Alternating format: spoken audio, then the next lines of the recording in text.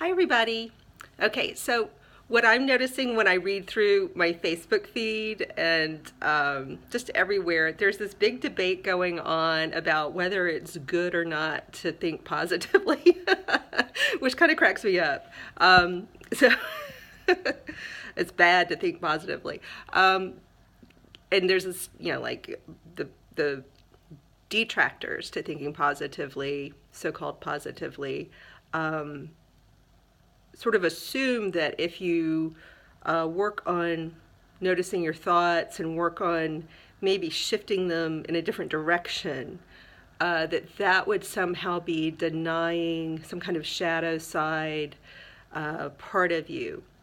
And they're not entirely wrong. There's always a grain of truth somewhere, So it's true that your thoughts are giving you information and you should never discount the information. It's good information. It may not be true information, so your thoughts may not be the quote unquote truth. So there's a distinction here. There are thoughts that could be categorized as negative, by some kind of, I don't know if it could be completely objective, but some kind of subjective test, like kind of by, would most reasonable people, you put like the reasonable person test to it, would most reasonable people think that this thought is negative or hurtful or harmful to a person? Or, glass half empty, would a reasonable person think that? And you could categorize them, right? Okay, so here we have these categorized thoughts, like a reasonable person would think this thought's more on the positive, more on the neutral, more on the negative side. You could categorize them, right? So that's information to be looked at, not denied. However, what happens for most people is they have a thought loop that's a repetition. And it is good information because it's telling you that this is how you talk to yourself. And you have to think, if this is how you're talking to yourself and you applied these same thought statements, you kind of grabbed them, wrote them down, captured them with language, and you read it to people you love as though you were saying it to them.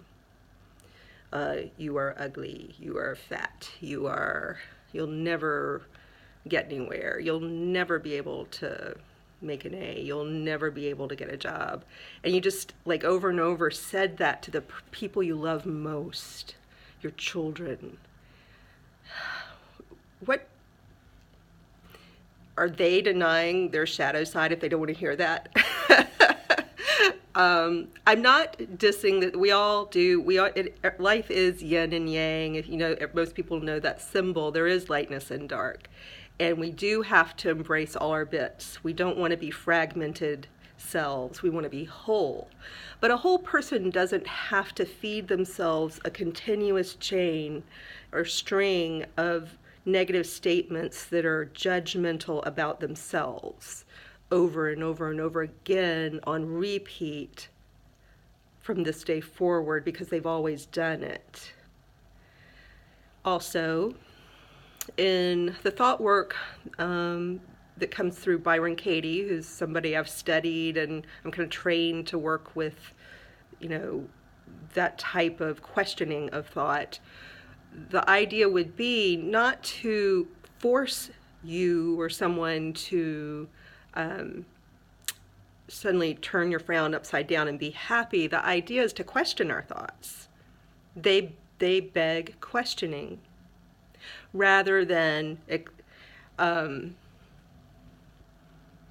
lack of awareness. So I do agree that our dark thoughts, our dark selves need to be looked at with awareness and not dismissed or denied.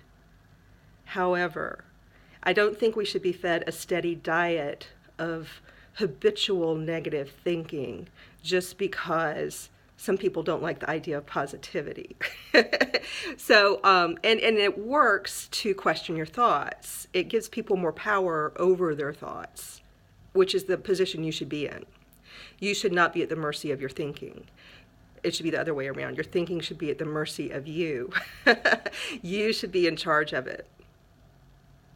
Anyone who wants to argue the opposite, talk to me in the comments. But if you think your thoughts should be in charge of you, you should absolutely be the boss of your thoughts. You get to decide what thoughts you feed yourself, the steady diet of thinking you get throughout the day.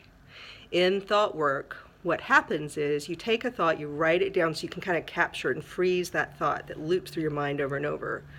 And you look at it on paper, or if you're working with a coach or with Byron Katie, I don't know, she's so good she doesn't need to write it down, but if you're working with a coach, we write it down. The thought might be, I'll never get a job. And the questioning would start with, is that true? You'll never get a job? And the person might say, yeah, I've been trying in this economy where I live with my skills, my age, blah, blah, blah, blah, blah. I'll never get a job. And they feel that way. And they deserve compassion because they feel rotten about their prospects for getting a job. They deserve compassion. They're not bad people for thinking that. They're good people who have a thought that's really hurting them, it's tormenting them. And inquiry into thought would go something like, okay, so that's true, yes. Can you know without a shadow of a doubt, 100% that that thought is true? I'll never get a job. Some people would still say yes. So, but then that person at that point, a lot of people, when they think, well, can I absolutely know that it's true 100%, they usually back down, but not always. I've done inquiry on my own thoughts, and sometimes with absolutely true, I'll go ahead and say yes, because I practice this on myself. And then it would go, okay, so you go through, I don't have time to do all the inquiry here. They're short, little questions, but it takes time to go through it.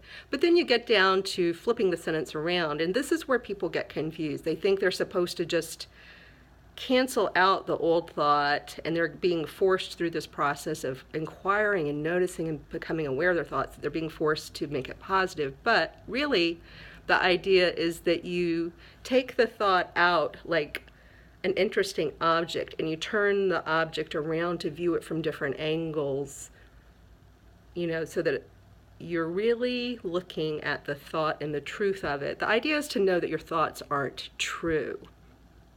Even if they're positive, they're not necessarily true. But that's usually people are happier and don't feel the suffering if they have more positive thoughts. They don't get the suffering. The suffering comes from believing negative thoughts that may have absolutely there's no proof that those thoughts are true. There's no reasonable proof that anyone can point to that there's actual truth to those thoughts that are negative.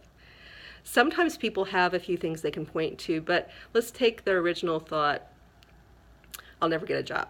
So when you get down to turning the thought around, you would say the opposite of that, which is, I will get a job.